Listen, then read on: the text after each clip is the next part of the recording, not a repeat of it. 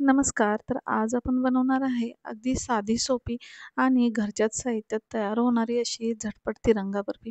तर 15 ऑगस्ट येतोय आणि जर तुम्हाला काहीतरी पटकन बनवायचं असेल, लहान मुलं असतील, तर ही रेसिपी एक सोपा ऑप्शन आहे.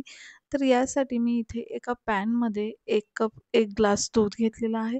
साधारण 250 ml दूध आहे. तर यातच मी घरची ताजी साचवलेली मलई घेतलेली आहे. तर ही मलई या दुधामध्ये चांगली मिक्स करून घ्यायची. एकसारखं हलवत राहायचं आहे. कारण मलई घातल्यामुळे ते भांड्याला लागू शकते. गॅस जो आहे तो आपला मीडियम टू लो फ्लेमवरच ठेवायचा आहे आणि हे सतत हलवायचं आहे. मलई जी येते ती एकसारखी हलवून भांड्यामध्ये घ्यायची आणि पुन्हा ढवळत राहायचं आहे. तोपर्यंत शिजवायचं आहे जोपर्यंत हे शिजून निम्मं होत नाही.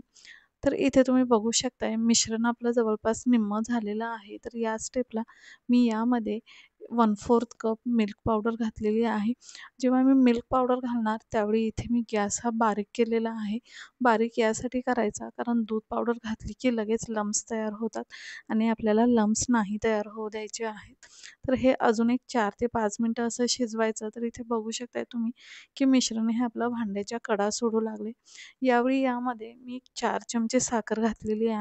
तर साखर पूर्ण विरघळल्यानंतर मी यामध्ये सगळ्यात शेवटी वेलची पूड घातलेली आहे आणि गॅस बंद केलेला आहे.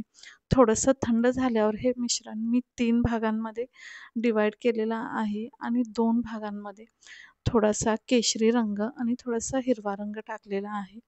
एका भांड्याला, एका ताटाला मी तुपाचा हात फिरवून घेतलेला आहे आणि सगळ्यात पहिला जो आपला हिरवा हे होता पार्ट होता बर्फीचा, तो असा चौकोनी थापून घेतलेला आहे. त्यानंतर पांढरा आणि त्यावर केशरी अशा पद्धतीनंही मी एकमेकांवर लेयर्स थापून घेतलेले आहेत. तुम्हाला हवं तर तुम्ही तुमच्या आवडत्या आकारामध्ये हे करू शकतात. मी चौकोनी बर्फीसाठी चौकोनी थापलेत. आता हे थापून झाल्यावर एक अर्ध्यासाठी फ्रीजमध्ये सेट व्हायला ठेवून द्यायचं. आता हे अर्ध्या तासाने आपलं चांगलं सेट झालेलं आहे. चाकूच्या सहाय्याने ह्याच्या तुम्हाला हव्या त्या आकारात तुम्ही वड्या काढून घ्या.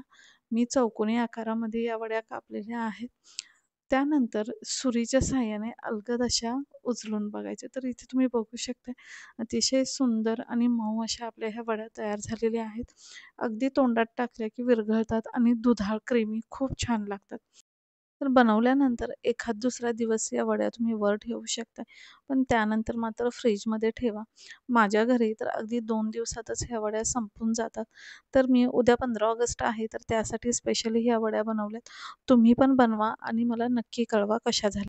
कमेंट करून मला नक्की सांगा आणि जर व्हिडिओ आवडला असेल तर चॅनलला लाईक, शेअर आणि सबस्क्राईब करायला विसरू नका. भेटूया पुन्हा पुढच्या एका नवीन रेसिपीसोबत. धन्यवाद.